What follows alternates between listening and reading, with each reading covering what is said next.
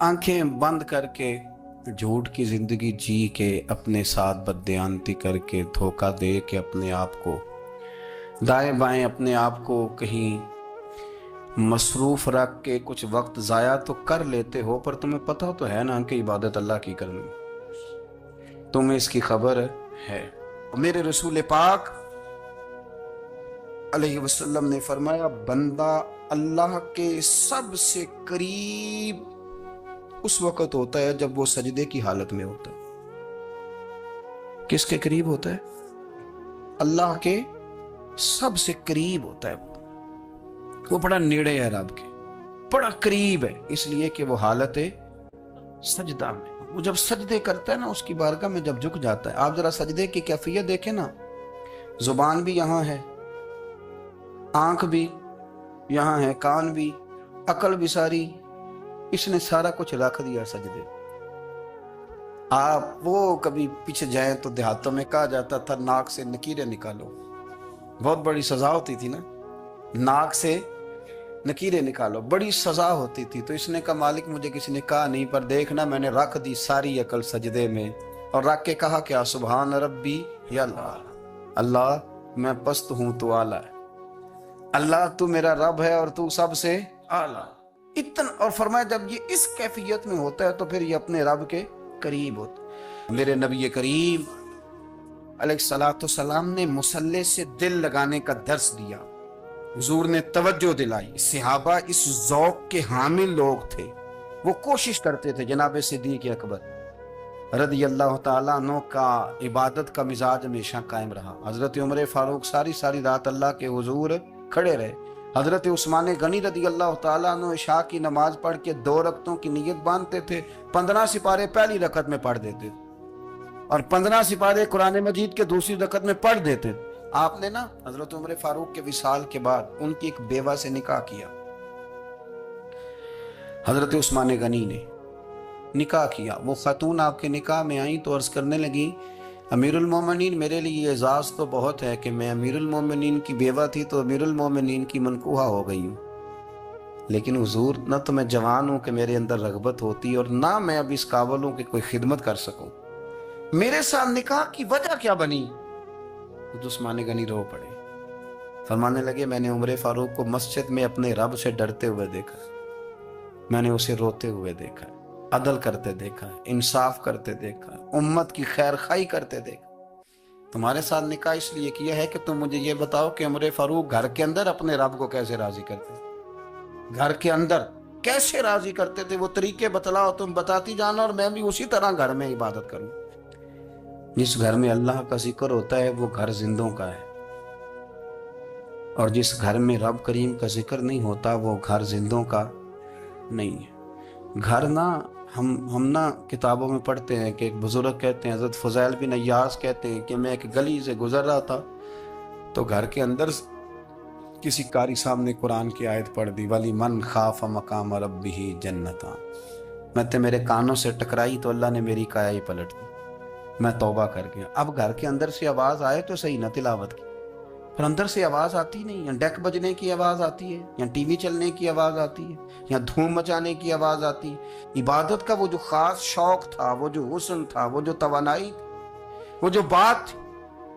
एक जगह पे हम बैठे थे तो वहाँ एक साहब आए और उन्होंने आते ही कहा कि मेहरबानी करें ज़रा मुझे मुसल्ला दे दें, मेरे ना कुछ नफल रह गए। तो मैंने वुज़ू कर लिया तो कोई मुसल्ला मिल जाए, मुसल्ला उन्हें दे दिया गया, वो मुसल्ला लेके चले गए। तो पीछे एक साहब ने तबसरा किया, कहने कितना रियाकार बंदा है, लोगों को दिखा रहा है कि मैं नफल पढ़ता हूँ, है को बात करने वाली। मैंने उसे कहा, मैंने कहा तू मेहरबानी करना, इस तरह की रियाकारी तू भी कर, पकड़ मुसल्ला और जा तू भी थोड़ी रियाकारी करके आ, उठ जरा शुक्र कर कोई ये रियाकार भी मिला है, कोई नफल पढ़ के रियाकारी कर रहा है। अल्लाह का मैं कहता हूँ को पढ़े तो सही ना यार, ये कोई दौर है नफल पढ़ने का, इसमें तो लोगों का मिजाज ही नहीं, तबीयत ही नहीं। मैंने कहा चल मेहरबानी कर, ये ले मुसल्ला और तू भी जा थोड़ी सी या कार्या रियाकारी करो तो सही ना, मिजाज ही नहीं।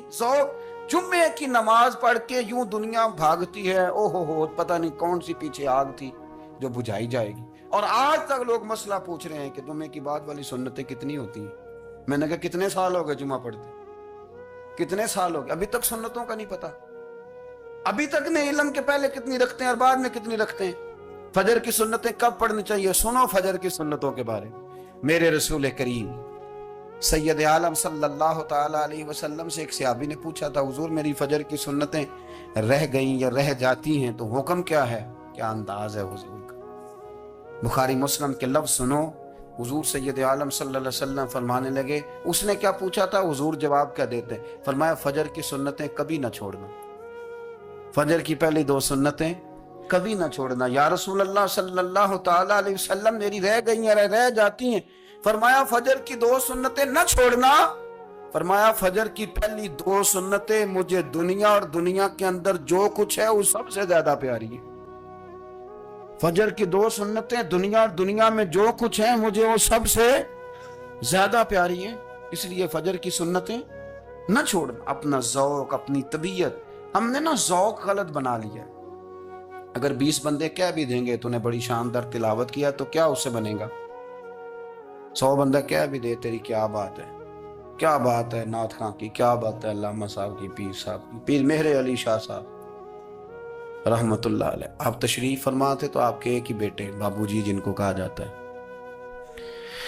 جس دن صاحبزادے پیدا ہوئے تو خادم نہ وہاں سے نکلا. ان لوگوں کے شوق اور طرح کے تھے نا، تو ان کی توجہ بھی اپنے شوق کی طرف رہتی. تو خادم نکلا اندر سے، پیر صاحب مبارک ہو، پیر صاحب مبارک ہو، پیر صاحب مبارک ہو، پیر صاحب مبارک ہو. شور کر رہا ہے تو پیر صاحب کو وجد ہو گیا. اللہ اکبر، اللہ اکبر، اللہ. کیا ہوا؟ کس بات کی مبارک دے رہے ہو؟ اس کی حضور اللہ نے بیٹا دیے. تو آپ فرمانے لگے اچھا حضور آپ کیا ہوا؟ آپ تو پریشان ہو گئے. فرمانے لگے جب تو نے 3 دفعہ کہا نا مہر علی کو مبارک ہو تو میں سمجھا تھا شاید تجھے کسی نے بتا دیا ہے کہ مہر علی سے اللہ راضی ہوگا. میں سمجھا تھا کہ شاید تو یہ خبر لے کے آیا ہے کہ کسی نے بتایا ہے کہ مجھے آج خبر ملی ہے کہ مہر علی سے رب اچھا پتر ہوا ہے. الحمدللہ، اللہ کا شکر ہے. پر میرے لیے مبارک کا دن وہ ہوگا جب میرا رب کہے گا کہ میں مہر علی سے راضی ہوں. میرے محبوب کہیں گے کہ میں مہر علی سے. آپ بات کو سمجھیں. شوق ہی کسی اور طرف تھا، دل ہی کہیں اور لگا ہوا تھا، طبیعت ہی کہیں اور مائل تھی. کوئی وظیفہ پوچھتے تھے تو پڑھتے تھے وہ لوگ، کچھ اللہ اللہ انہیں بتائی جاتی تھی تو کرنے کا ذوق رکھتے تھے، طبیعت تھی، قائل تھے. حضرت ربیع کہتے ہیں میں بڑی دور سے سفر کر کے گیا حضرت اویس کرنی سے ملنے، بڑی دور سے. اور جب میں پہنچا تو فجر کا وقت تھا. تو حضرت اویس کرنی کو میں نے پا لیا. تو وہ نماز پڑھ کے نا قرآن شریف لے کے بیٹھ گئے. فرماتے ہیں اشراق چاشت کا وقت ہوا تو نفلوں کی نیت باندھ لی. محدث ابن الجوزی نے لکھا ہے، فرماتے ہیں پھر جب زوال کا وقت ہوا تو مسجد میں جھاڑو دینے لگ گئے. زور کی نماز پڑھ کے تو عصر کی تیاری تک وہ مسجد میں بیٹھے رہے. اور میرے نبی پاک علیہ السلام نے